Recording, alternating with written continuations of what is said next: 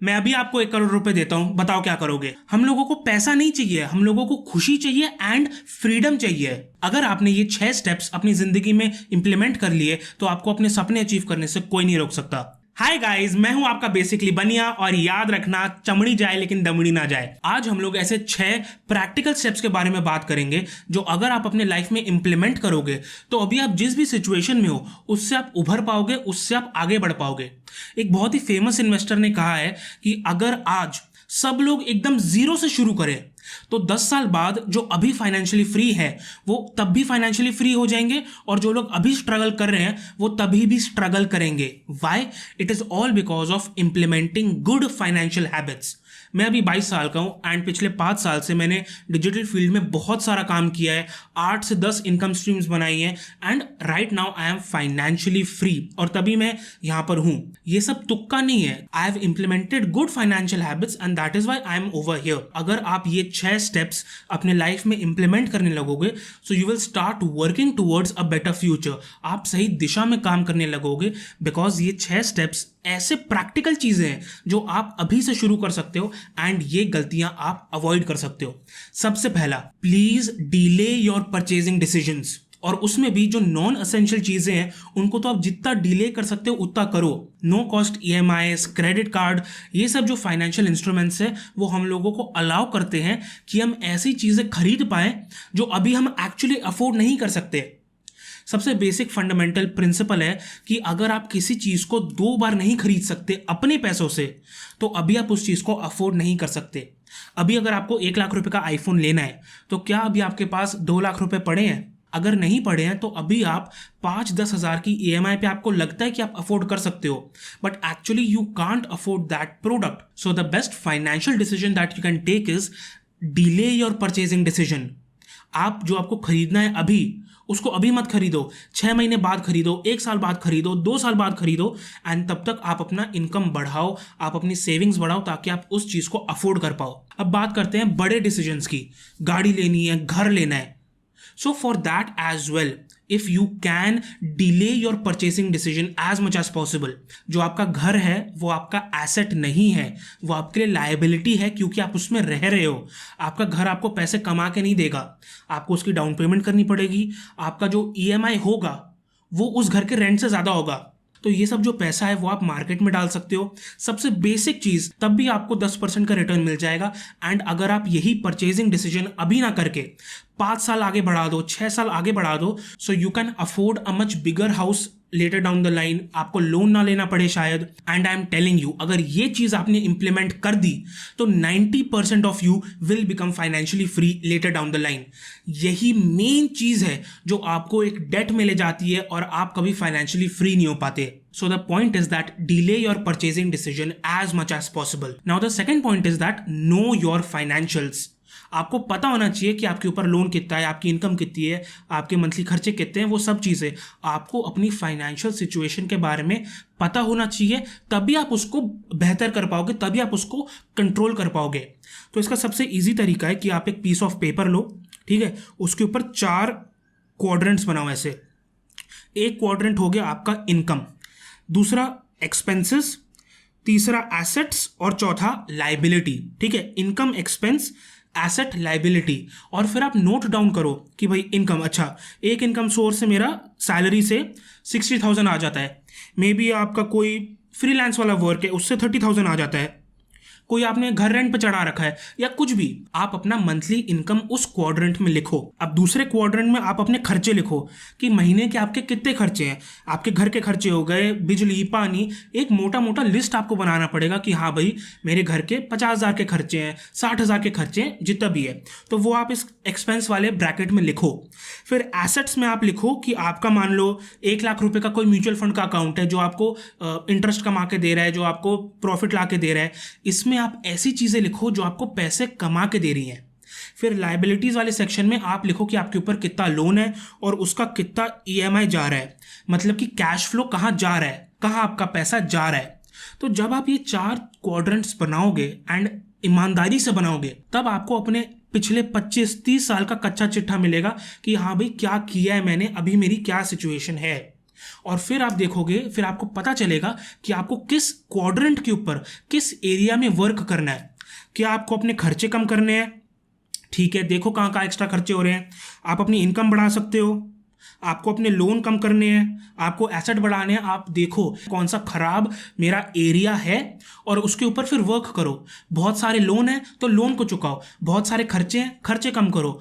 एक ही income stream है तो मल्टीपल इनकम स्ट्रीम्स बनाओ। इसके बारे में आगे बात करेंगे, बट आपको अपने सिचुएशन के बारे में पता होना चाहिए, आपको एक क्लियर आइडिया होना चाहिए। तो you need to know your financials and this is the best way to just get a clear picture that where do you stand. ठीक है, अब आपने अपने परचेजिंग डिसीजंस डिले कर दिए, आप फालतू की चीजें नहीं बाय कर रहे हो, आपको पता है कि अब आप किस पोजीशन पे हो अभी।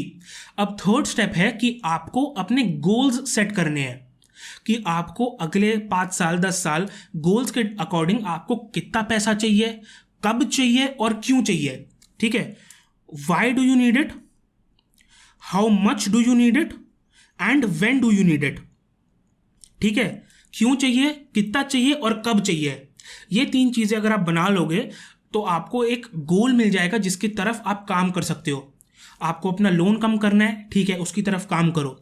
अगले 5 साल में आपके घर में आपकी बहन की शादी है या आपकी खुद की शादी है, तो मान लो उसमें आपको 20 लाख का खर्चा करना है, तो आपके पास 5 साल हैं वो 20 लाख कमाने के लिए। आपको अगले 5 साल में गाड़ी लेनी है तो यू कैन प्लान दैट। जैसे अभी मेरी बहन है, she needs to go to college, so I have prepared a college fund for that. उसके लिए मैंने पैसे अलग करके काफ़ी टाइम से रखे हैं उसके कॉलेज के लिए। ठीक है, सो ऐसे ही जो भी आपके मोटे खर्चे हैं, जो आपको पता है कि हाँ भाई कुछ एजुकेशन का खर्चा है, कुछ शादी का खर्चा है, मे बी आपको गाड़ी लेनी है, मे बी आपको फॉरेन ट्रिप प्लान करना है, so you can do big expenses if you plan that properly well in advance. अगर आप पहले से बड़े खर्चों को प्लान करोगे तो आप वो कर सकते हो बिना अपने फाइनेंशियल सिचुएशन को खराब किए। अब फोर्थ पॉइंट आ जाता है जो बहुत हैबिचुअल चीज है, जो धीरे धीरे आप कम करोगे, वो है to spend less, live below your means.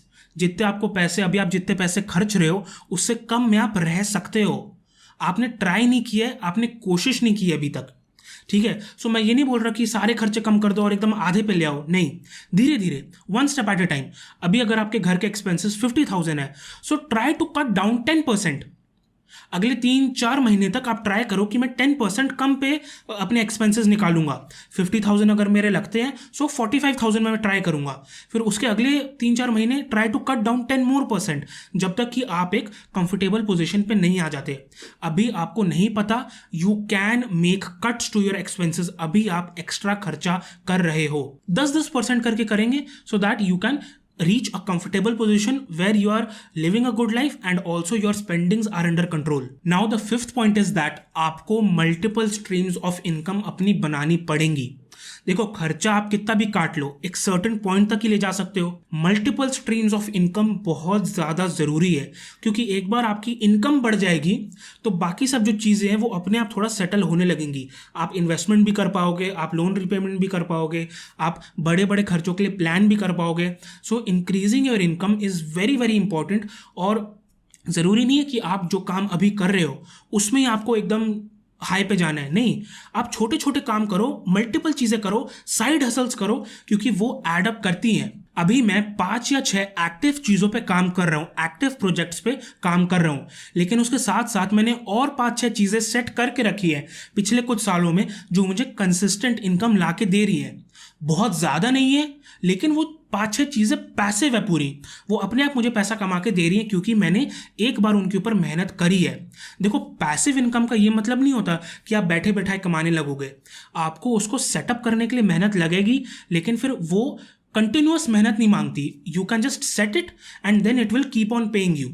सो आपको मल्टीपल स्ट्रीम्स ऑफ इनकम बनानी है। अब वो कैसे करोगे? You can learn new skills, you can use your current skill for various different projects. जैसे आपको मान लो ऐप डेवलपमेंट में हो आप, ठीक है, किसी कंपनी में आप ऐप डेवलपमेंट की नौकरी करते हो, तो उसके साथ साथ आप अपना भी कोई ऐप बनाओ ताकि उससे आप पैसे कमा पाओ। आप फ्रीलांसिंग वेबसाइट्स जैसे फाइवर और अपवर्क, यहाँ भी अपना एक सर्विस लिस्ट कर दो ताकि किसी को अगर चाहिए तो वो आपको कॉन्टैक्ट करे, और आप फ्रीलांसिंग वाले में भी थोड़ा अपना स्किल्स सेल कर पाओ। You can earn from that as well. So you need to upgrade your skills, and you need to use your skills to create multiple streams of income, ताकि आप मान लो अगर एक इनकम कम हो गई तो दूसरी इनकम बढ़ गई, दूसरी इनकम कम हो गई तीसरी इनकम बढ़ गई. सो ऐसे you will be financially secured if you have multiple streams of income. And sixth point is that you need to invest not only in the stock market. Investment का मतलब ये नहीं होता कि बस आप स्टॉक मार्केट में पैसा डाल रहे हो. The best investment you can make is on your self. और बहुत लोग ये नहीं करते हैं. मैंने हर महीने एक ना एक कोई ना कोई कोर्स खरीदा है अपने स्किल्स अपग्रेड करने के लिए. ठीक है. So you can also read new books, take courses, attend workshops, attend webinars. आप सीखो, आप अपने आप को अपग्रेड करो, अपनी स्किल्स बढ़ाओ, अपने ऊपर इन्वेस्टमेंट करो. उसके साथ साथ आप स्टॉक मार्केट में भी इन्वेस्टमेंट करो, म्यूचुअल फंड्स. एंड जितनी जल्दी आप शुरू करोगे उतना आपके लिए अच्छा रहेगा, because you will be able to take advantage of compounding. So investment आपको अपने ऊपर भी करनी है. एंड अभी आप जितना भी कमा रहे हो, जितना भी आपका एक्स्ट्रा इनकम बचता है, प्लीज 500 रुपए से शुरू करो, लेकिन invest something each and every month. इससे आपकी हैबिट बनेगी. आपको मान लो लोन रिपेमेंट करना है बहुत बड़ा, ठीक है, तो आप उसमें अपना मेजॉरिटी ऑफ द इनकम उसमें आप लोन रिपेमेंट करने में डालो. लेकिन कितना भी कम, 500, 1000, 2000, but start investing each and every month. और ऊपर मैंने जितनी भी बातें की, अपना खर्चा कम करो, परचेजिंग डिसीजंस डिले करो, इन सब से जो पैसा बचेगा उसको आपको मार्केट में इन्वेस्ट करना है. चाहे इक्विटी में करो, चाहे आप डेट में करो, चाहे आप और कहीं करो. बहुत सारी चीज़ें इन्वेस्ट करने के लिए मैं डेडिकेटेड वीडियोस भी बनाऊंगा अभी, कहाँ इन्वेस्ट करना है, सेफ चीज़ कौन सी है, रिस्की चीज़ कौन सी है, returns, each and everything. But you need to invest, because जब तक आपका पैसा आपके लिए काम नहीं करेगा आप फाइनेंशियली फ्री नहीं हो पाओगे. ठीक है. So you need to invest in the market as early as possible. The amount doesn't matter. कितना इन्वेस्ट करते हो शुरुआत में मैटर नहीं करता. जैसे जैसे आपको थोड़ा हैबिट होने लगेगा, आप अपने आप तरीके ढूंढोगे ज़्यादा इन्वेस्ट करने के लिए, ज़्यादा कमाओगे, खर्चे कम करोगे, ताकि आप ज़्यादा इन्वेस्ट कर पाओ. क्योंकि आपको दिखेगा आंखों के सामने कि भाई मेरा इन्वेस्टेड अमाउंट ग्रो कर रहा है, मेरे पास सेविंग्स हो रही है, मेरे पास एक बड़ा कॉर्पस पीछे पड़ा हुआ है एज अ सेफ्टी. सो वो आपको दिखेगा. So you need to invest as much as possible, as early as possible, ताकि आप कंपाउंडिंग का फायदा ले पाओ एंड फाइनेंशियली फ्री हो पाओ. तो ये मैंने आपको ऐसी 6 प्रैक्टिकल चीज़ें बताई हैं जो मैंने अपनी लाइफ में शुरुआत से इंप्लीमेंट किया है. और आज से अगर आप इन 6 चीज़ों को अपने लाइफ में इंप्लीमेंट करने लगोगे, so you will start working towards a better future. And in the long term ये सब चीज़ें आपको बहुत हेल्प करेंगी. सो कमेंट करके ज़रूर बताना कि आप इनमें से कौन कौन सी चीज़ें अपने लाइफ में इंप्लीमेंट करोगे. And as you know, I am basically Baniya, here to help you in your financial journey. So do like, share and subscribe to the channel for more useful content. See you in the next video.